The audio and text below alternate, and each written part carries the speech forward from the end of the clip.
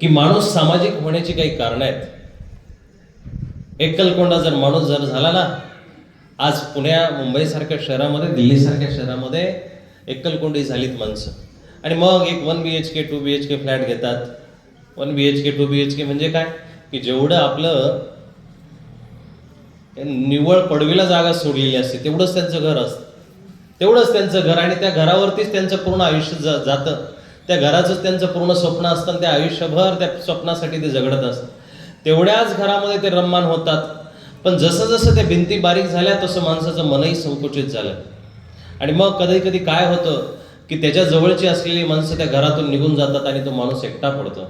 आणि एकटा पडल्यानंतर पुणे मुंबईसारख्या शहरामध्ये घटना अशा घडतात की ती माणसं त्या खोल्यांमध्ये, त्या घरांमध्ये मरूनही पडतात तरी कुणाला थांब पत्ता लागत नाही.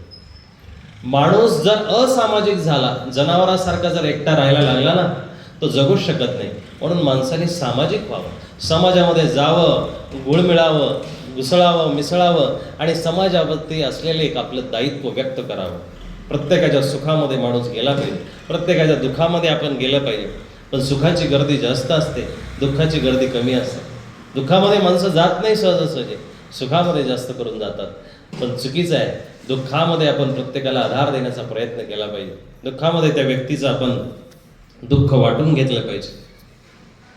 आजच्या पुण्यस्मरणाच्या निमित्ताने तुम्ही सर्वजण हे चिंतन ऐकत आहात. पुण्यस्मरण शब्दाचा अर्थ 2 अर्थ असे होतात. जे व्यक्ती निघून गेलेत त्यांच्या निमित्त आपण त्यांचं स्मरण करणे म्हणजे आठवण करणे, याला पुण्यस्मरण म्हणतात. काय? त्यांच्या निमित्त आपण त्यांना आठवणे याला पुण्यस्मरण म्हणतात. दुसरा अर्थ असा की ज्यांच्या आठवणीने आपल्याला पुण्य लागतं. काय? 2 प्रकारची माणसं की त्या जो व्यक्ती गेला त्याने काय काय पुण्य केलं, काय काय चांगलं केलं हे आठवणे, हे पुण्यस्मरण. दुसरा अर्थ असा की जो व्यक्ती गेला त्याला आठवून आपल्याला पुण्य लागतं, तेही एक पुण्यस्मरण. 2 प्रकारची माणसं आहे. पहिला जो माणूस आहे त्याच्यामध्ये सगळे बसतात की त्यांनी काय काय पुण्य केलं आपण ते आठवू शकतो. त्याला आठवलं, त्याच्या पुण्याला आठवलं, चांगल्या कर्तृत्वाला आठवलं, हे पुण्यस्मरण घडू शकतं. पण दुसरा जो माणूस आहे, दुसरा माणूस म्हणजे की ज्याच्या आठवणीने आपल्याला पुण्य लागावं, ती माणसं विरळी आहेत, ती माणसं कमी आहेत, ती माणसं समाजामध्ये नाही म्हटलं तरी चालेल. का? तशी माणसं खूप कमी आहेत. जेवढे जेवढे संत झाले त्यांना जर आपण आठवलं तर त्यांच्या स्मरणाने आपल्याला पुण्य लागत असतं. पण रावणाच्या आठवणीने पुण्य लागेल का हो? रावणाचं एखादं पुण्यस्मरण घालायचं ठरवलं, कंसाचं एखादं पुण्यस्मरण घालायचं ठरवलं, दाऊदचं एखादं पुण्यस्मरण घालायचं ठरवलं, ओसामा बिन लादेनचं एखादं पुण्यस्मरण, कसाबचं एखादं पुण्यस्मरण केलं तर आपल्याला पुण्य लागेल का हो? तरुण मंडळी, नाही लागणार ना. रील्स पाहिल्याने पुण्य लागतं का?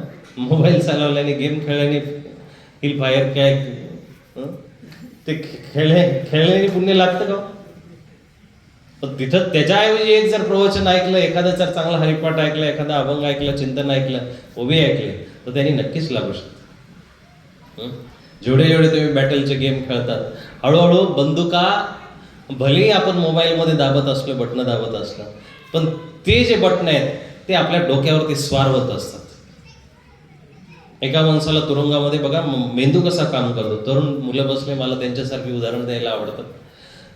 मेंदू असा काम करत असतो. तुम्हाला काय व्हायचं हे तुमच्या मध्ये सगळं काही आहे. आपल्या गावाची परंपरा, एवढं मोठं वडाचं झाड आपल्या गावामध्ये आहे. 1000 वर्ष त्याला आयुष्य असतं. 1000 वर्षाचं त्याला वड पिंपळाला आयुष्य असतात म्हणतात. महावृक्ष आहेत.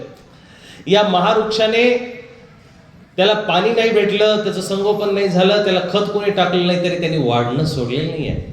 त्याचा गुणधर्म त्यांनी सोडलेला नाही आहे. कुठलंच वडाचं झाड 10 वर्ष वाढलं आणि मरून पडलं असं कधी घडणार नाही. त्याच्याकडे फक्त एकदा तुम्ही लावून द्या, एकदा लावलं की ते वाढत जातं. माणसाचंही तसंच आहे. माणसाने एकदा माणूस म्हणून जन्माला आल्यानंतर वाढत राहिलं पाहिजे, त्याची वाढ खुंटली नाही पाहिजे. वाढ जर खुंटत चालली तर आपण कुविचाराने ग्रसित आहोत, वाईट विचाराने ग्रसित आहोत, हे समजून घ्या. एका माणसाला जेलमध्ये टाकलं होतं आणि जेलमध्ये टाकलं, विचार कसं काम करतात बघा. तरुण मंडळी विशेष ध्यान देऊन ऐका. त्याला जेलमध्ये टाकलं आणि जेलमध्ये टाकल्यानंतर त्या वैज्ञानिकांची अशी बैठक झाली आणि बैठक अशी झाली की आपल्याला एक प्रयोग करायचा आहे. प्रयोग असा करायचा आहे की माणसाचे विचार कसे उलटे काम करत असतात ते बघायचंय. मग ह्या माणसाला सांगा, त्याला जेलमध्ये टाकले, त्यांनी गुन्हा खूप मोठा केला होता आणि त्याला सांगण्यात आलं की बाबा तुला आजपासून 20व्या दिवशी साप चावून मारण्यात येणार आहे. तू कामच असं चुकीचं केलेलं आहे की जेणेकरून तुझा मृत्यू अटळ आहे, पण तुला साधीसुधी शिक्षा नाही द्यायची. तुझ्या तुरुंगामध्ये, तुझ्या जेलमध्ये एक साप सोडले जाईल, नाक सोडले जाईल आणि तो चावून तुझा मृत्यू होणार आहे. बस तेवढं सांगण्यात आलं आणि तो माणूस जेलर दररोज यायचा. आज 19वा दिवस आहे बरं का, तुझा मृत्यू जवळ आलेला आहे. आज 18वा दिवस आहे, आज 15वा दिवस आहे, तुला साप चावून मारण्यात येणार आहे. अरे तुझा आता 3रा दिवस आहे, हळूहळू 2रा दिवस आहे, पहिला दिवस आहे, असं त्याला सांगण्यात आलं. आणि 20 दिवसानंतर तो त्याचा एक दिवस उगवला ज्या दिवशी साप चावून मारण्यात येणार होता. दिवस उगवला. आता सकाळपासून त्यांनी अन्न खाल्लेलं नाही, भाकर खाल्लेली नाही, काहीच खाल्लेलं नाही. आणि त्याचं चिंतन चालू आहे की दुपारी आता 12 वाजता जेलर येईल, शिक्षा देणारा येईल माणूस आणि आपल्याला साप चावून मारण्यात येणार आहे, असं चिंतन त्याचं चालू आहे. आणि ती 12 वाजताची वेळ आली आणि वेळ आल्यानंतर त्याच्या डोळ्यावरती काळी पट्टी बांधण्यात आली बरं का. काळी पट्टी बांधण्यात आली दादा. आणि बांधण्यात आल्यानंतर त्याला त्या वैज्ञानिकांनी जेलचा दरवाजा उघडला. त्याची धाकधूक वाढलेली आहे आणि अचानक त्याची धाकधूक वाढलेली आहे. तो नको नको म्हणतोय आणि त्याच्या पायाच्या अंगठ्याला त्या वैज्ञानिकांनी एक उंदीर आणला होता आणि त्या उंदराला डसायला तिथे समोर केलं. तो उंदीर पोटाकडून दाबल्यामुळं त्या अंगठ्याला कडकडून चावला आणि इतका कडकडून चावला आणि तिकडून सुद्धा त्याच्या तोंडामधून किंकाळी निघाली. तोही तिकडून जोरात ओरडला. उंदीर बाजूला करण्यात आला. तिथून 2 दात त्याचे लागल्यामुळं रक्त निघायला लागले, रक्त व्हायला लागलं. आणि आश्चर्य असं, अवघे 15 ते 20 मिनिटं झाले आणि तो माणूस चक्कर येऊन खाली पडला. अर्ध्या तासाने 1 तासाने चेक केलं की तो माणूस मृत झालेला आहे. बघा आई, उंदीर चावल्याने तो माणूस मेला. वैज्ञानिकांनी तसं माणसाचं मन कसं काम करत असतं. मन चिंती ते वैरी न चिंती. माणसाचं मन जेवढं वाईट आहे ना, तेवढा तुमचा एखादा दुश्मनही वाईट नसेल. थोड्या वेळ 10 मिनिटं पूर्व संध्याकाळी उशिरा आलं तरी आई विचार करते, कुठं पडलं असेल, कुठं गेला असेल, रस्त्यात पडलं असेल, गाडीवर पडलं असेल, कोणी त्याला मारलं का, वाघ आडवा गेला का, असं झालं का, साप चावला, काय काय मनामध्ये विचार येतात. तो असं माणूस विचार करतो की नाही. घरात जर एखादा आपला मुख्य माणूस असेल, तो जर लवकर आला नाही तर आपण असे विचार करतो. माणसाच्या मनाचे विचार असेच वाढत जातात. आणि तो माणूस मेला. 1 तासाने त्याला मृत्यू प्राप्त झाला. 1 तासाने वैज्ञानिकांची टीम आली आणि त्यांनी त्याचा रक्ताचा सॅम्पल घेतला. दादा चेक करायला प्रयोगशाळेमध्ये गेले आणि प्रयोगशाळेमध्ये चेक केल्यानंतर सर्वांचे डोळे विस्फारले गेले. जेलर सहित सगळ्यांचे डोळे विस्फारले गेले, कारण त्या रक्ताच्या नमुन्यामध्ये सापाचं विष सापडलं. कुठून कार्य झालं विचार करा ना, बघा ना, कुठून काम केलं एवढं. ही मनाची ताकद आहे. म्हणून मनाने जर ठरवलं तर आजही आमच्यामध्ये एखादा दाऊद निर्माण होऊ शकतो, रावण निर्माण होऊ शकतो, कंस निर्माण होऊ शकतो, भाई दादा गुंड राजे अमकं ढमकं सगळे जे आपण बोलतो ना, ते सगळे आपल्यामधूनच निर्माण होऊ शकतात. आणि एखादा संत, गौतम बुद्ध, महावीर, हे सगळे क्रांतिकारी आपल्यामध्येच भगतसिंग तयार होऊ शकतो, आपल्यामध्येच एखादे रामकृष्ण तयार होऊ शकतात, आपल्यामध्ये छत्रपती शिवाजी महाराज तयार होऊ शकतात. खूप मोठा वारसा लाभलेली भूमी आहे. 350 वर्षापूर्वी राजांचा जन्म होण्यापूर्वी जिजाई माता या ठिकाणी येऊन गेल्या. हा पिमगिरीचा किल्ला याची साक्ष देतो की गड्यांना तुम्ही थांबू नका, तुम्ही या ठिकाणी बाहेर पडा, या ठिकाणून असं काहीतरी पुण्यदायी काम करा. पुण्यस्मरण म्हणजे काय की असं काहीतरी पुण्यदायी काम करा की तुमची ओळख दिगंतापर्यंत, चंद्र सूर्यापर्यंत मिटली नाही पाहिजे. असं काहीतरी काम करा. पैसे कोणीही कमवतं भाऊ, आई, पैसे कोणीही कमवतं. पैसा कमवणं हे माणसाचं लक्ष्य नाही आहे. पैसा उपयोगाला लागतो म्हणून माणसाने जरूर कमवावा. ते एक साधन आहे. मला इथे येण्यासाठी गाडी लागते, गाडीत पेट्रोल टाकायला पैसे लागतात म्हणून ते एक साधन आहे. पण पैसा जर तुमच्यावरती सर्वस्व होत असेल, हवी होत असेल आणि पैसा सगळं काही तुमचं होत असेल तर तुमचं जीवन कुठंतरी बेडीमध्ये बांधलेलं जीवन आहे. म्हणून आपलं एक सामाजिक भान ठेवलं पाहिजे. समाजामध्ये राहत असताना आपण ह्या समाजाचे काहीतरी देणेदार लागतो, ह्या भावनेनं आपण जगलं पाहिजे. समाजाचं देणेदार म्हणून आपण या समाजामध्ये मिळलं पाहिजे, मिसळलं पाहिजे. ह्या समाजामध्ये गोर गरीब दीन दलित जेवढे असतील त्यांच्याप्रती आपण एक उत्तरदायित्व ठेवलं पाहिजे. ज्या विवेकानंदांचं आपण नाव ऐकतो ते विवेकानंद अवघे 39 वर्ष जगले, फक्त 39 वर्ष. भगतसिंग 23 मार्चला जेव्हा फाशीवरती गेले ना, तेव्हा त्यांचंही वय 23-24च होतं. माणूस किती जगला याला महत्व नाही आहे, पण कसा जगला याला महत्व आहे. तो कर्म कसं करून गेला याला महत्व आहे. 53-54 वर्षी छत्रपती शिवाजी महाराज आपल्यामधून निघून जातात. हे पुण्यस्मरणाचं कार्य अविरत चालण्यासाठी आपल्याला पुण्य करावं लागेल.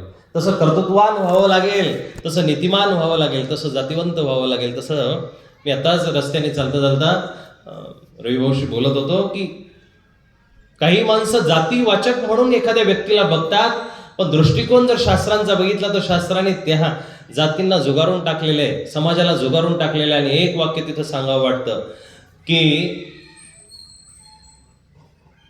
जातपात ही फक्त समाजाची ओळख आहे, शरीराची आत्म्याची ओळख नाही आहे. कोणी कुठल्याही समाजामध्ये निर्माण झाला, कोणी कुठल्याही जातीमध्ये निर्माण झाला, तरीही त्याला देवाजवळ प्राप्त होण्याचा अधिकार आहे, ईश्वराजवळ जाण्याचा अधिकार आहे. ब्रह्मम जानाति स ब्राह्मण. ज्याने ब्रह्म्याला, ईश्वराला, परमात्म्याला जाणलं तो ब्राह्मण आहे. मग तो कुठल्याही कुळामध्ये जन्माले. श्रीमद भगवद्गीतेचं जर वाचन जर केलं तर त्याच्यामध्ये वर्णव्यवस्था आहे, जाती व्यवस्था नाही आहे. मला ठामपणे सांगावं वाटतं ही माणसाची एक स्वार्थी नीती म्हणा किंवा अपेक्षित नीती म्हणा. म्हणून माणसाने काही माणसांना दुय्यम दर्जा दिलेला आहे, 2-3 प्रकारचा दर्जा दिलेला आहे. पण माणसाचा मूळ जर विचार जर केला तर माणसाला कुठलाच दर्जा नाही आहे. तो उत्तमच आहे, तो सर्वोत्कृष्ट आहे, तो चांगलाच आहे. आपण बऱ्याचशा वेळा समाजामध्ये बघत असताना लक्षात येतं की बायांना दुय्यम दर्जा दिला जातो. पण ह्या जगाला तुम्ही जर नीट विचार जर केला ना, बायांनीच चालवलेला आहे भाऊ.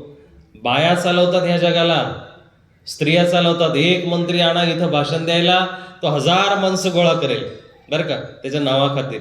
आमदार असेल, खासदार असेल, 1000 माणसं त्याच्या नावाखातीर गोळा होतील.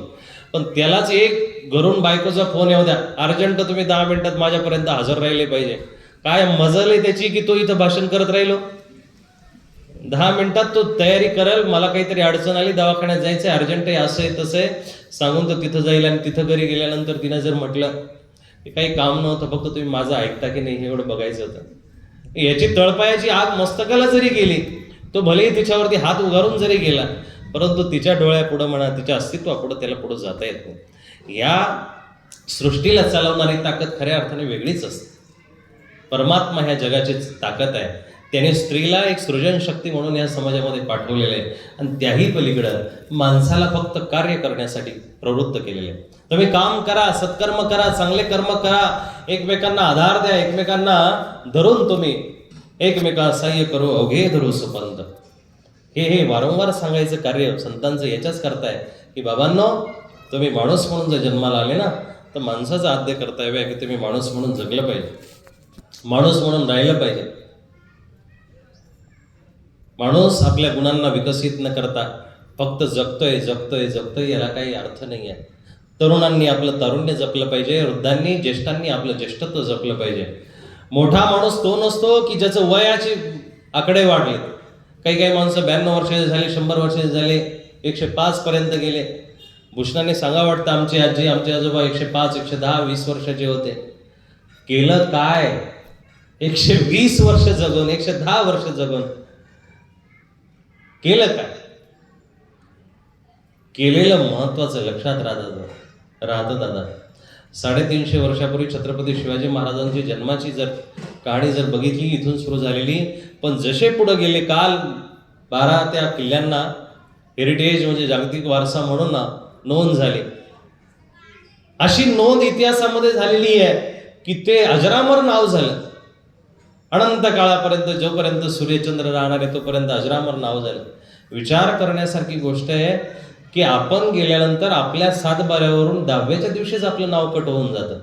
आणि ते कट करायसाठी प्रयत्न केले जातात, लाच दिल्या जाते. नवे तलाठी असेल, ग्रामसेवक असेल, त्यांना हाताशी धरल्या जातं. नावं कशी कमी केल्या जातील, वाढवल्या जातील, टाकल्या जातील, याच्यासाठी प्रयत्न केले जातात. आपलं कर्तृत्व काय आहे हा प्रश्न आहे. मग जर आपलं कर्तृत्व नसेल, आपलं जर काही पुण्यकर्म नसेल, चांगलं कर्म नसेल, तर आपलं स्मरण तरी कोणी करेल का हो?